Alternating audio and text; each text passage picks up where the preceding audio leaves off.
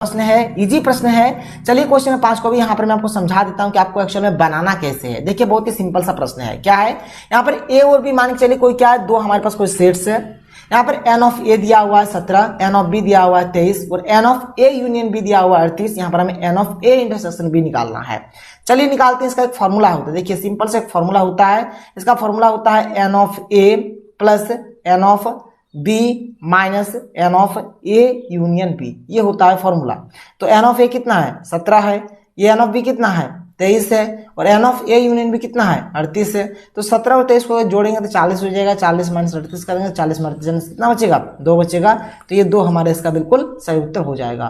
तो 5 का right answer क्या होगा, ऑप्शन नंबर 1, यानी यहाँ पर ये जो 2 है 2 इसका बिल्कुल सही आंसर हो जाएगा। आगे बढ़ते हैं, आगे चलिए क्वेश्चन नंबर 6 यहाँ पर क्या कर रहा है देख लीजिए।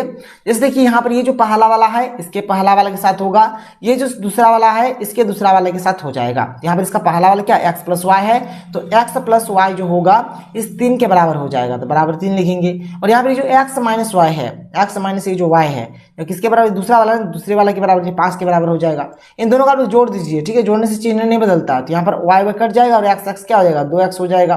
3 और 5 कितना हो जाएगा 8 हो जाएगा। तो x कितना हो जाएगा 8/2, 2 के 2 चुका 8 कितना हो जाएगा 4 हो जाएगा, 4 हो गया। और तो यहाँ पर हमें जो समीकरण दो दिया हुआ जैसे x प्लस वाई बराबर 3 है और एक तो x माइनस वाई बराबर 5 है, तो आप कोई सा भी यहाँ पर ले सकते हैं। तो x का मान यहाँ पर कितना है 4 है, तो 4 जोड़ y बराबर 3, तो y बराबर 3 प्लस 4 है से -4 हो जाएगा। तो 3 माइनस 4 करने से कितना होगा -1 हो जाएगा। तो -1 एक ठो आया और एक ठो 4 आया, यानी x का मान 4 और y का मान -1। तो ये वाला हमारा बिल्कुल सही और सटीक उत्तर हो जाएगा। तो 6 का यहाँ पर सही उत्तर क्या होगा, ऑप्शन नंबर 3 बिल्कुल सही आंसर हो जाएगा। आगे चलते हैं अगले क्वेश्चन की ओर। अगला क्वेश्चन देख लेते हैं, क्वेश्चन नंबर 7। देखिए क्वेश्चन नंबर 7 में बहुत ही सिंपल सा प्रश्न है। यहाँ पर एन ऑफ ए दिया हुआ है, एन ऑफ बी दिया हुआ है, n of A cross B निकालना है। इसके लिए फॉर्मूला हो जाएगा n of A into n of B, इसका फॉर्मूला हो जाएगा। तो एन ऑफ ए कितना है पी है, तो पी लिख देंगे। एन ऑफ बी कितना है क्यू है, तो क्यू लिख देंगे। पी गुना क्यू हो जाएगा, जो कि ये वाला हमारा इसका सही उत्तर हो जाएगा। 7 का क्या होगा, ऑप्शन नंबर 3 बिल्कुल सही आंसर हो जाएगा। आगे चलते हैं अगले क्वेश्चन की ओर। अगला क्वेश्चन देख लेते हैं, क्वेश्चन नंबर 8। देख लीजिए हमारे पास जो क्वेश्चन नंबर 8 है क्या है, इस प्रकार से हमें दिया गया है। कोई फंक्शन है जैसे यहाँ पर f ऑफ x बराबर दिया हुआ है 210x बटा 1 प्लस 10 स्क्वायर x, ये चीज हमें दिया गया है।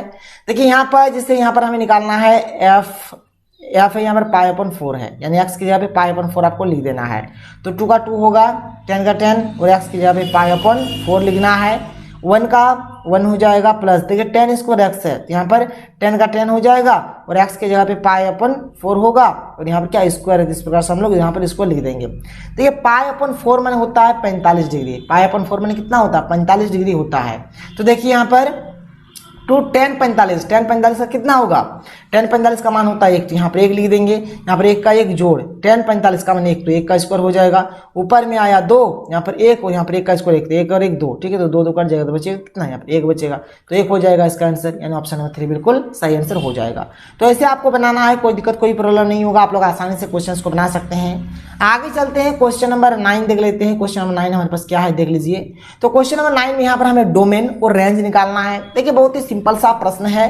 जैसे यहाँ पर हमें एफ ऑफ एक्स दिया हुआ है 4 माइनस एक्स और यहाँ पर x माइनस 4। देखिए यहाँ पर एफ ऑफ एक्स मतलब यहाँ पर हमें देखना है कि किस किस वैल्यू के लिए हमारा ये जो एफ ऑफ एक्स है ये डिफाइंड है। बात क्लियर, मतलब यहाँ पर ये जो एफ ऑफ एक्स है ये किस किस वैल्यू के लिए डिफाइंड है आपको बताना है। तो चलिए देखिए, ये डिफाइंड होने का मतलब है कि कभी भी यहाँ पर इन्फिनिटी ना आए। तो अगर मान के चलिए अगर हमारा x माइनस 4 अगर ये 0 के बराबर हो जाए तो नीचे वाला 0 आ जाएगा, तो यानी इन्फिनिटी हो जाएगा, तब तो ये डिफाइंड होगा नहीं। इसलिए हमारा x माइनस जो 4 है वो 0 के बराबर कभी भी जिंदगी में नहीं होना चाहिए। तो x minus 4 not equal to 0, क्योंकि अगर ये नीचे वाला अगर 0 हो जाता है तो एफ ऑफ एक्स हमारा डिफाइंड नहीं होगा। यहाँ से बोल सकती है x यहाँ पर नॉट इक्वल रहेगा 0 माइनस इधर 4 है तो प्लस 4 हो जाएगा, यहाँ जो हो जाएगा x नॉट इक्वल टू 4। इसका मैंने बोला जा रहा है कि एफ ऑफ एक्स यहाँ पर जो है ना ये हर एक केस में डिफाइंड होगा, लेकिन x का मान अगर 4 हो जाता है तो ये डिफाइंड नहीं होगा। यानी x का मान जो 4